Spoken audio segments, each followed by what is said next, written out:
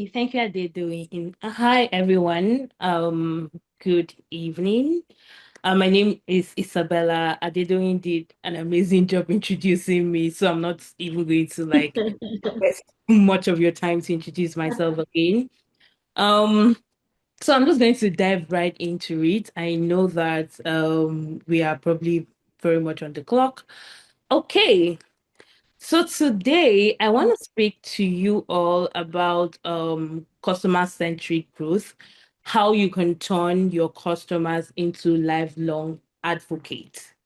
Now I'm going to start with a question. If you are on this call and when you started the year, you made goals and part of your goals was in any way it included growth, maybe thumbs up or react with the love button. If you know part of the goals you have, maybe one or two of your business growth for the year included growth, thumbs up. I'm seeing a lot of thumbs up. So definitely everybody wants to grow their business. So how do you grow your business? So let's talk about growth for a bit. Growth is basically increasing or improving your business measure of success. Now, depending on the type of business you have, your measure of success would differ. For example, if you sell goods like clothes, food, if you sell things, your measure of success most times would be how many of these products you sell. If you are into services, for example, you have spa, microblading, you do services, maybe you even make hair, your measure of business of success for your business would be how many customers you have. So depending on the type of business you have, your measure of success is different. But growth is basically how you can increase or improve that measure of success. There are different types of business growth. We have the product centric growth. So basically, this is when you want to grow your products, you want to grow your business based on your product. In this case, your hook there is your products being very popular, bringing in innovation, things that people have never seen before, your ability to solve problems that people thought could never be solved. That's product centric growth. The second type of growth we have is the operations led growth. Here your growth is based on how this is like growing from the inside. You know, when they tell you, oh, change your character for you to grow. Exactly. So think about it as changing your processes, improving, optimizing your business operations in order to grow. Most times it leads to like lower pricing, faster delivery of your goods, your ability to deliver scale, like deliver more or produce more or sell more. So that is operation led growth. We also have brand centric growth. So think of brand centric growth as growing your business by creating an identity or status for your brand. I'm going to give a very good example of brand centric growth. I'm not going to call names, though, but I'm sure you people will know the answer and put it in the chat. There is a particular type of phone in the world that they sell based on brand because everybody wants to feel like I am in that community of exclusivity. I'm in that community of having an ecosystem. That see, they might not be that phone might necessarily not be doing the best in anything, but there is just that community of I am using this particular phone. I'm sure people already know the phone I'm talking about. I don't need to mention names. Okay, another type of brand-centric growth, which I'm going to bring back to Nigeria, is think of a Vicky James. It is now a thing for people to add to their prayer points that they want to be a Vicky James bride. That is a brand people identify with. They want to be a Vicky, or maybe their graduation, they want to wear a Vicky James gown. So that's a brand-centric growth. You're growing based on building a particular brand. There's also the channel-led growth. So basically, you're growing by expanding your channel of distribution. So maybe you're expanding to like new cities or giving people options on how they can buy. Maybe, for example, you used to sell only online. Now you've decided to open a physical store. So people have more options, more channel to reach you, and then you can grow your business from there. But for today, we want to focus on customer-centric growth.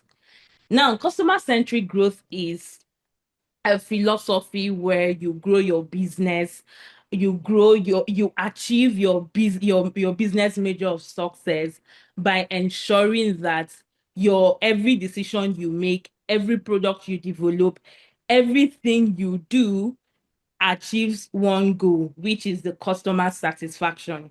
You are able to satisfy the customer needs, long term, short term, medium term. It is with this type of growth that the whole phrase of customer is king, or customer, what's the phrase again? Customer is always right. But this is in the matter of preference and choice, and we will get to that. So now that we've learned about the different types of growth, let's now narrow into the customer-centric growth. First of all, who is your customer? A customer is anyone who interacts or who can potentially interact or who is either directly or indirectly related to someone who interact or potentially interact with your products, services, or process. So, in summary, everybody is your customer. Because I may not be the bride that wants to buy your wedding gown, but my sister is the one getting married. I might not be the bride that wants to buy your wedding gown, but my friend is the one getting married. I might not be the one doing the makeup, but the birthday girl that I want to sponsor is my friend and I can use your services. So think about it as every single person you meet is your customer or a potential customer. Now, the thing with customer-centric growth is that for you to actually hack it, you need to understand the things that customers are obsessed about. You need to know what your customers will judge you with. So let's talk about some of those things that customers are obsessed about. Some of the things you have to nail it to get it right. First of all is how your customers discover you. It should be easy for them to find you. You need to have online presence. You need to stick to one name. It's not today you're changing name. Like they need to know who you are. It must be easy for people to find you. Number two is how is that first contact with your customer like? I don't want to open your Instagram page and the first thing is you fighting with somebody on your business page. Like that first contact that I'm having with you needs to be a sweet experience.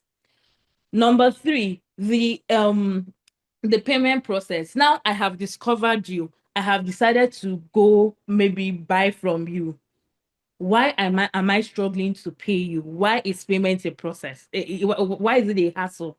So payment options should be like infinite. Anything that is available, any option that is available in the place you are based in, you should try to make it available. Number three, delivery of service.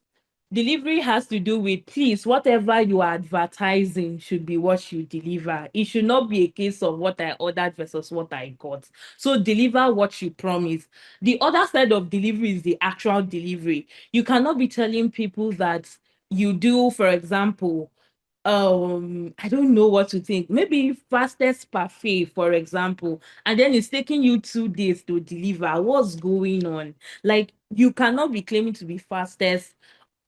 There's one that happens a lot in Nigeria. They call it RCW, the ready to wear clothes, but most times they are never ready to be worn. So you need to actually deliver on what you're saying. If you're telling customers it will be ready in 3 days, it should be ready in 3 days. And if anything happens and you cannot deliver in 3 days, that's the next thing. You should be able to have that good communication, that support communication. It should be easy for customers to reach you. You should not even wait for customers to reach you. You should be proactive. So that communication between customers is something else that customers are very obsessed about. And then the last one is your follow-up. Now, follow-up can come in different forms. I'll give you an example. Follow up could be a simple thank you message. Imagine imagine you buy something from me, and then peradventure, let's say you're not using a bumper and you're doing DM sales. And then by the time I send the money and send you the evidence of payment, you just tell me sin. Like my 150K that I just paid, you're telling me seen. That is like times two of minimum wage. And you said seen. That's something that customers really pay attention to. If you don't know, like people pay attention to these things. So that could be an after sales thing, like how you actually show that you appreciate the fact that your customers are buying from you is very important. Another type of after sales thing you can give is, for example, you're selling wigs. In your package for weeks, you can print like a flyer of how to maintain the hair. Things like that, those are after sales. Or sometimes you can also send a message of, hey, how was your experience with so thing? Do you have any feedback from for us? That is an example of follow-up and after sales. It is very important. These things keep customers obsessed with your business. So, before we now dive in and start talking about how to actually achieve customer-centric growth, let's talk about some terms here and there around the customer that you should know as a business person. Number one is customer journey. This is basically the full path a customer would take from first awareness to becoming a lifelong advocate. What does this mean? It might take 5 years. This might be a 5-year process. Whatever process it is, you need to understand what your customer journey is. And why does it matter? Customers don't judge you because of one thing. They don't judge you because of one moment. They judge you throughout the entire process. It could be what you're selling is quality, but it took a long time for you to deliver. There was a lot of back and forth. And sometimes it's not even your fault. It's because of the dispatch you use. So you need to actually pay attention to your customers joining. Second one is your customer experience. How do they feel when they interact with your business? I know someone who sells a product that I love her product, but going to buy from her is always a hassle because I always feel like there's a bit of passive aggression going on there in the DMs. So your customers need to feel cool, calm, and happy to buy from you. Even when you have website, and that's why I love the bumper app. When you have website, I don't want to go to your website and it feels like a lot is going on there. It should be easy for me to navigate through your website and buy what I'm buying and leave. The third one, the third term you need to understand is the customer retention. Your goal, I promise you, for you to achieve customer-centric growth, your goal is not to have one-time customers. Is to be able to retain those customers to buy from you over and over again. And let me tell you something.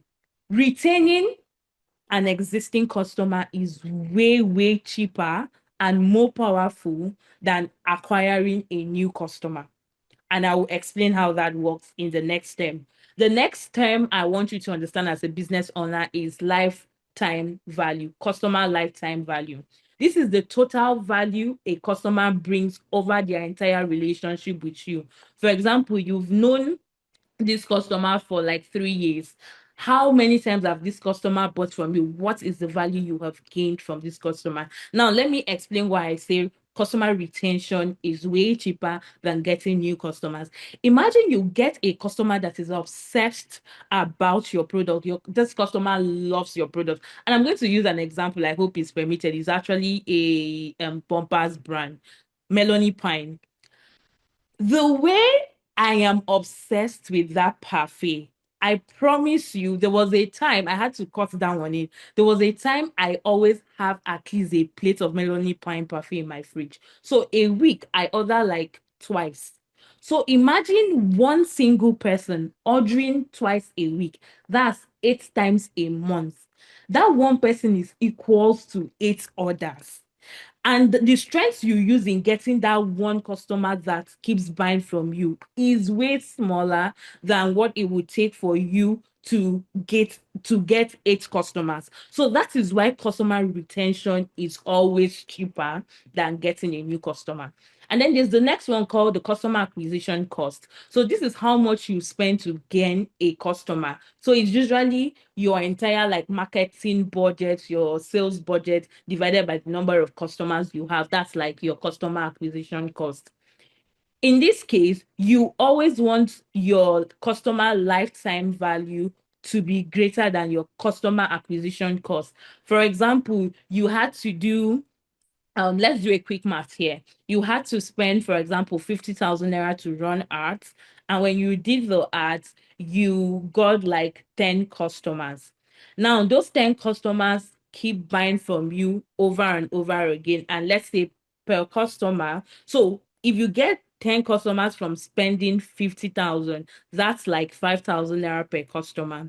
You want to be able to make a profit above 5,000 that you spent on that customer, on every customer. So you want a situation where that customer buys, because most times you don't make up to 5,000 naira profit on one order. So you need that customer to buy over and over and over again in order for you to attain the lifetime value that is higher than the cost of acquiring that customer.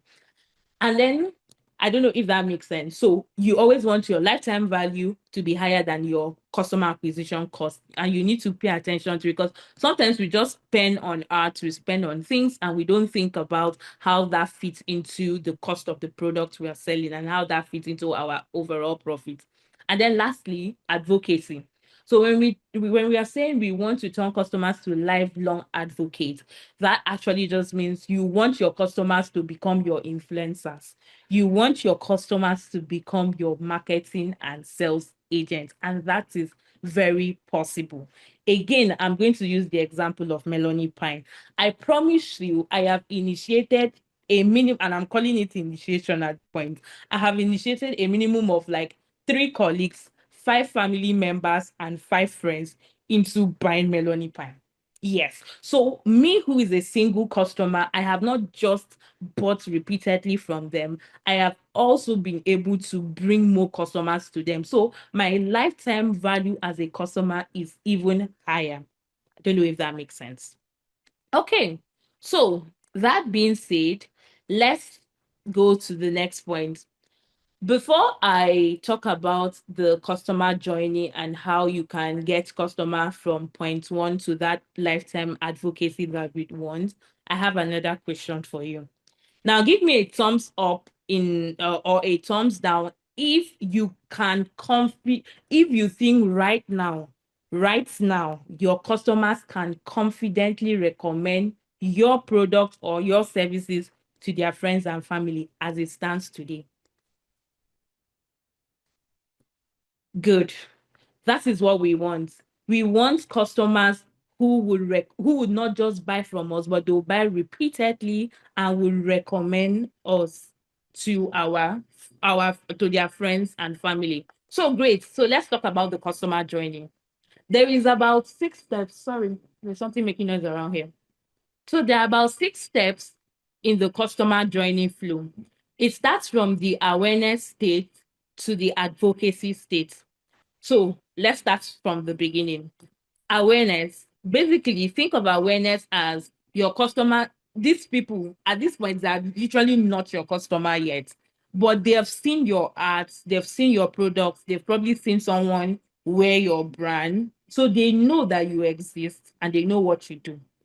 At this stage, what you need to know is that you need to like solidify your position on what you do and the quality, the value you give. You need to create that brand awareness in people's mind. I'll give you an example. There is a cake vendor in Lagos that every single time I pass on the road and see a cake with pink covering, like the box of the cake is pink, I know the cake.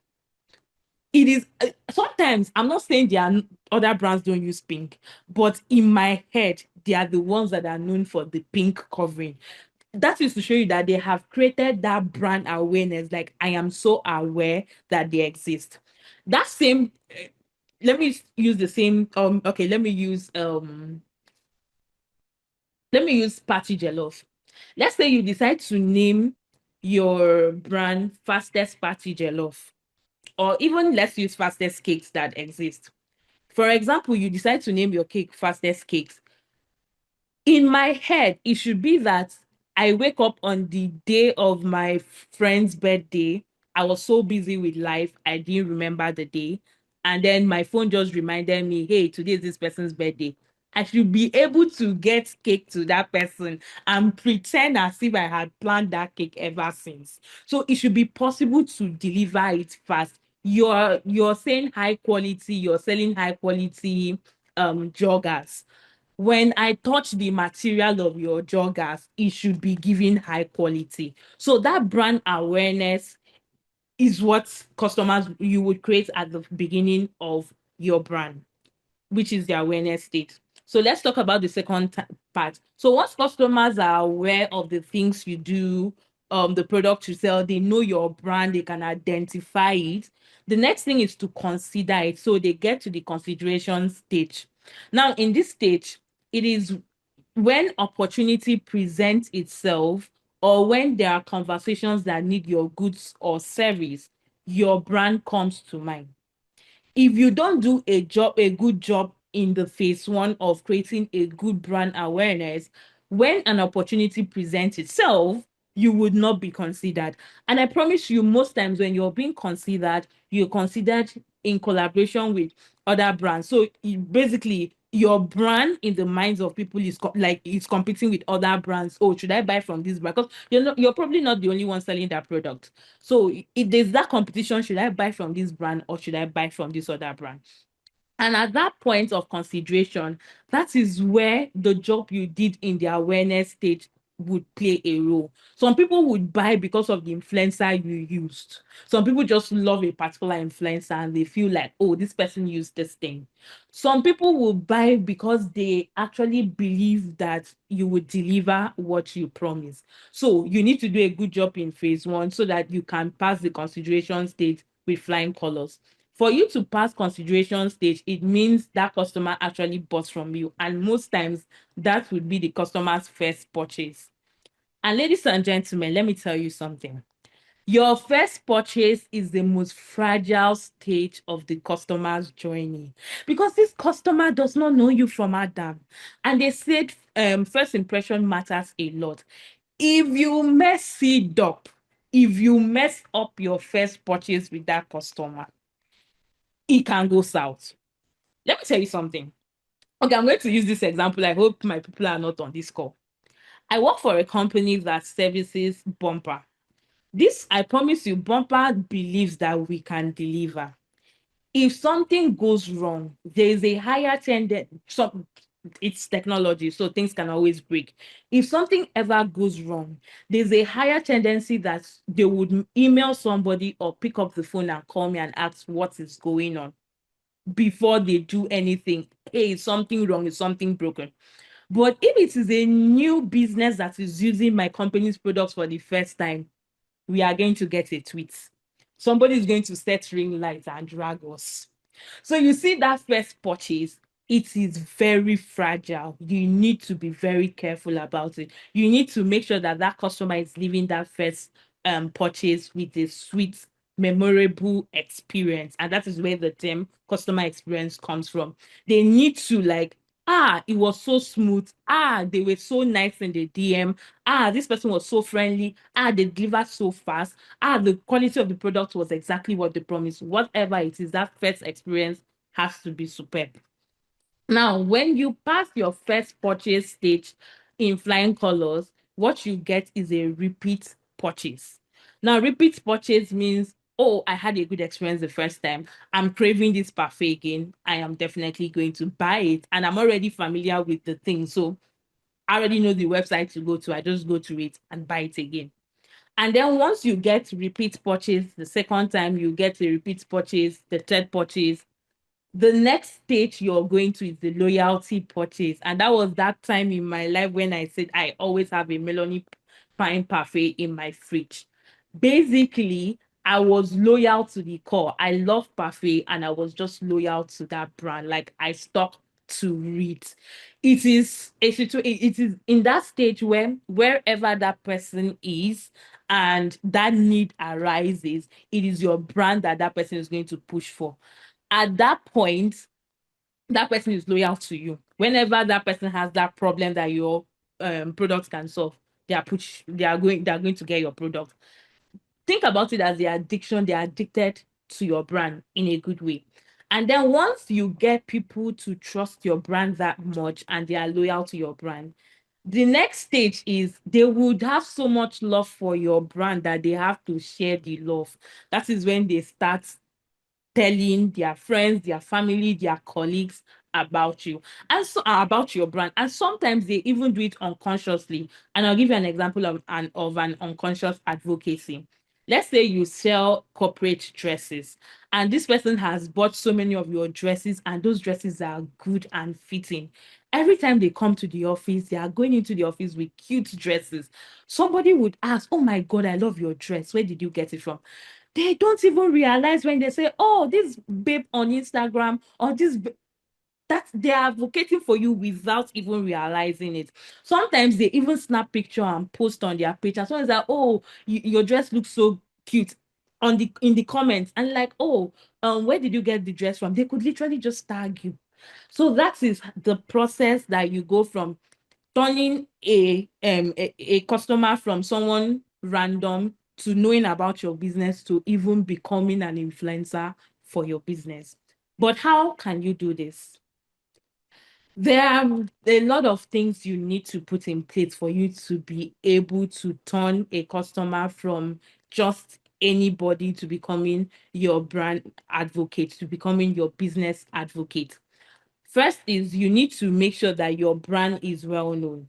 Like you need to create that brand. You need to let people know what your business is about, what you do, or what's your strong points. You need to shout down. You also need to have a good brand identity so that anytime somebody can easily type your name and it is you, that is like your, it's called SEO optimization. Like your name, your page is like the first page. It's easy to find you. Creating the awareness is very important. Number two, you need to build trust. And how do you build trust? If you are someone who your awareness stage usually starts from social media, because that's the case most times with businesses today. People get to know about you more from either Instagram, TikTok, Facebook. Your pages need to look real. You cannot be putting your business page on private. You can sometimes I see businesses locking comments. I want to see the comments so that I am sure that the people that are buying are getting the real thing. Let people comment. I want to see that. Oh, something else I do randomly before I buy from a vendor from Instagram is I try to see the people that are following you. If they are like real people that I know, I feel like I trust your brand more. It creates anything you have to do. You need like testimonials, reviews from people that have actually used your product. You need like real photos. You need case results. Anything, even collaborating with real people that people know. So when you collaborate with them, it's easier for people to trust your brand. Number three is remove friction. Now, see, this is Nigeria. It's not the best place for doing business. There's always a lot of friction everywhere. Try to make sure you remove friction as much as possible. Make it easy for people to buy from you. And remember that your first transaction is usually a test of character. They will judge you based on that first transaction. And if that first transaction goes well, I promise you, you can most likely get a repeat purchase.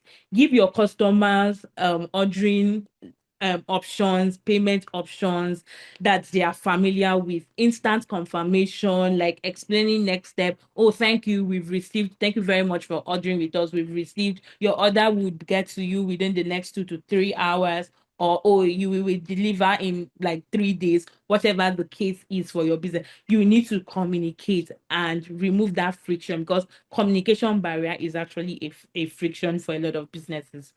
The fourth thing is please deliver accurately. What you say should be what you deliver. Please avoid situations of what you ordered versus what I ordered versus what I got, because people will not hesitate to drag you for it. And I promise you, brand reputation is very important when you are a small business. What people don't really know you.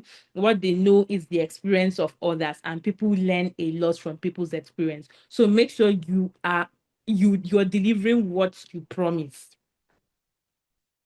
And oh, in terms of delivering what you promise, also make sure that if you say you're going to deliver on the third day and something comes up you can't deliver, please don't wait for your customers to come back to you. Try to be proactive to say, hey, I'm so sorry, there is a delay. We sincerely apologize. This will be your order will be delayed for maybe 24 hours and you'll get it. So try to be proactive, deliver accurately. And when there is an issue, communicate promptly. The other thing is try to offer after sales services. So it could be how to maintain wig. It could be, I don't know, if you're selling wig, even if it's small thing as the comb, sometimes it could even be, hey, thank you. Did you enjoy your wig? Oh, by the way, I think I did microblading, if I'm not mistaken, 2022.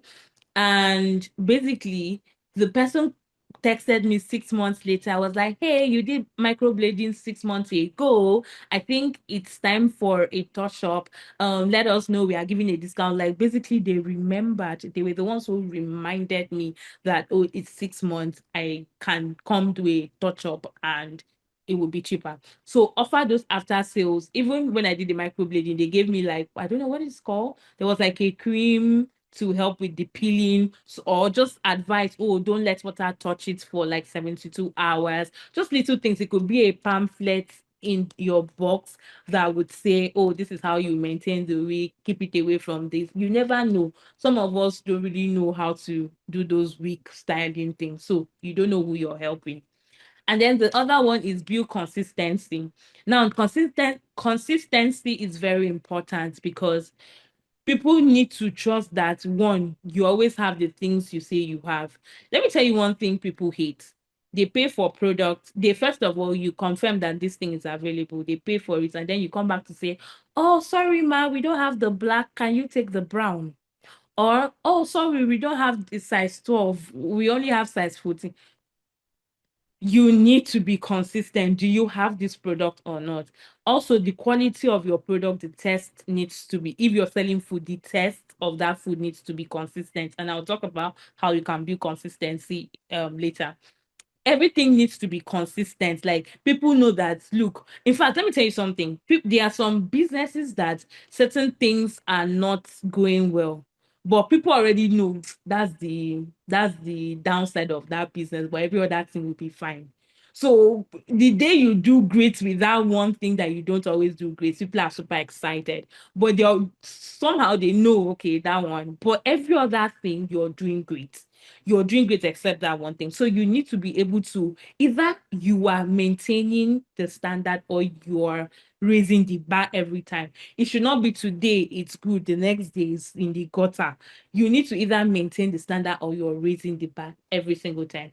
And then number seven, when you have built a good relationship with your merchants, with your customers, you should be able to ask for a referral and ask for it at the right time. It cannot be when customer is still angry that their dispatch did something horrible. That is when you're telling them, oh, please, can you send us a review? Timing, please, timing, read the room. This is not the time for that.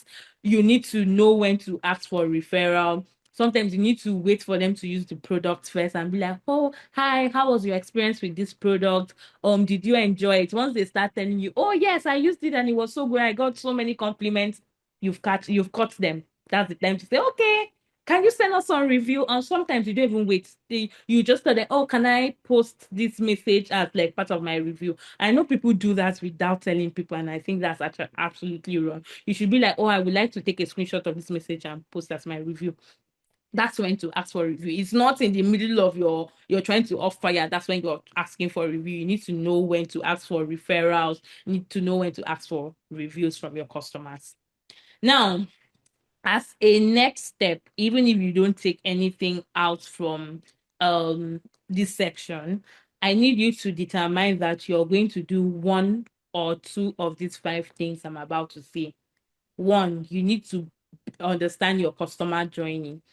I think Bumper actually helps with that. You know where your customers are coming from. You know whether they came from Facebook, Instagram, maybe, I don't know, website, wherever your customers are coming from. You need to understand where that journey starts, where they usually have issues in the journey, and how long it goes. Customers that usually come from certain places, they always buy repeatedly. You need to understand that entire flow. You know why? Because you cannot fix what you cannot see. You need to see it, see the entire flow from end to end to know where the problems are, so that you can even identify them to fix. The next thing is, some of you already know where your bottlenecks are. It's probably that dispatch rider. It's probably this person managing your day. Whatever it is, some of you already know what it is already. I want you to give yourself 30 days to do something to fix that bottleneck. Fix it today. You keep making excuses since 2025. You said you're going to do it in 2026. We are in 2026. Fix it today. The third thing you can do is think of how you can create an after sales experience for your customers. It does not have to be monetary. It could be something small like the pamphlets, depending on your business. Think of an after. Sometimes it could be emails, it could be messages. Just think about it and create an after sales experience for your customers. The first thing you can do is standardize your business processes, and this is where consistency comes in. The fact that you keep doing things randomly, there's no standard procedures for doing your running the operations of your business. That is why today your food is salty, the next tomorrow is oil, the next tomorrow is a bit strong, the next one is a bit watery. You need that consistency. You need standard business operating procedures to make sure that your things are going smoothly. And then the last thing is, this is very easy to do. If you have staff, have a meeting with them and tell them, look, we are going to find a way to place our customer first. We need to build a customer-centric culture. The change will start with you, and then you have to pass it on to the people who work for you. You need to understand that you're not there to argue with customer who is right or who is wrong. Apologize and look for the solution. Your mind should always be in satisfying the customer. Don't try to claim who is right, who is wrong. That is not the time for that. What you need to do it yourself and then inculcate that particular mindset, customer-centric culture and mindset in the people that work for you and work for your business. So yeah, these are the 5 things. I'm sure you can pick one of them and decide to do them starting from tomorrow, even this night. Thank you so much. I will pause here for questions. If none, we can move ahead.